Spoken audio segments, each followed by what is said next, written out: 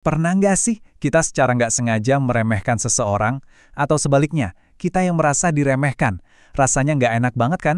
Nah, hari ini kita bakal ngobrolin kenapa perasaan itu begitu universal dan gimana sebuah prinsip etika yang sederhana bisa mengubah total cara kita berinteraksi satu sama lain.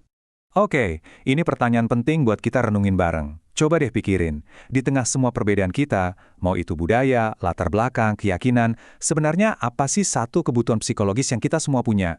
Sesuatu yang benar-benar nyatuin setiap manusia di planet ini, tanpa terkecuali.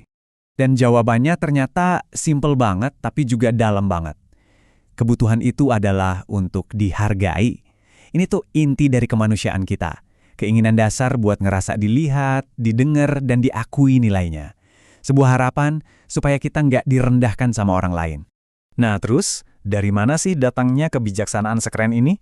Ide ini tuh akarnya dalam dari sebuah ajaran yang udah teruji oleh waktu. Yuk kita telusuri pelajarannya dari Surah Al-Hujurat, sebuah sumber kebijaksanaan yang abadi. Di dalam surah itu, ada satu prinsip etika sosial yang kuat banget. Dirangkum cuma dalam dua kata sederhana tapi penuh makna. La yaskhar. Frasa inilah yang bakal jadi fondasi obrolan kita. Yuk kita cari tahu apa artinya. Jadi, apa sih sebenarnya la yashhar itu? Ini bukan sekedar larangan biasa ya. Ini adalah sebuah prinsip fundamental buat nggak pernah ngerendahin, ngolok-ngolok, atau mandang orang sebelah mata. Ini bisa sesimpel kita nggak nyela pas orang lain lagi ngomong, atau bisa juga soal kita nggak ngejudge pilihan hidup orang lain. Intinya, ini ajakan buat kita jaga lisan dan sikap kita, setiap saat. Oke. Prinsipnya keren banget. Tapi, ini berlakunya buat siapa aja sih? Ada batasannya nggak? Atau ada pengecualian gitu? Siapa aja yang sebenarnya layak buat kita hargai? Yuk kita bedah lebih dalam. Coba deh lihat tabel ini bareng-bareng. Ini powerful banget kan? Prinsip ini tuh bener-bener nggak peduli kamu siapa, kamu punya apa, atau asal kamu dari mana. Prinsip ini ngehancurin semua sekat sosial yang sering kita bangun. Gender, ekonomi, status, pendidikan.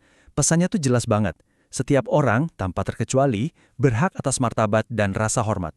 Jadi poin utamanya benar-benar jelas ya. Rasa ingin dihargai itu adalah konstanta dalam hidup manusia. Ini kayak benang merah universal yang nyatuin kita semua, melintasi semua batasan yang pernah kita ciptakan. Oke, kita udah paham konsepnya, dan kita tahu ini berlaku universal. Sekarang, pertanyaan gedenya, gimana caranya kita bawa kebijaksanaan kuno ini ke dalam dunia kita yang serba cepat, ya dunia modern kayak sekarang ini? Nah, ini bagian yang menarik banget. Sumber kita ini pakai sebuah metafora yang unik dan relevan banget buat zaman kita. Dikatakan, maka jangan sampai kepada siapapun kita bersifat mendownload. Istilah yang aneh ya, mendownload. Maksudnya apa coba? Coba dibayangin, kalau kita lagi download file, datanya akan ngalir dari sumber yang lebih tinggi ke perangkat kita yang lebih rendah kan? Nah, metafora ini tuh jenius banget buat ngegambarin sikap merendahkan orang lain.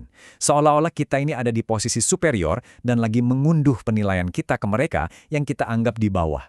Ini cara modern yang keren banget buat memahami larangan kuno dalam la yashhar. Pada akhirnya, semua ajaran, semua metafora cerdas tadi, muaranya cuma ke satu aturan yang super jelas dan bisa langsung kita praktekkan.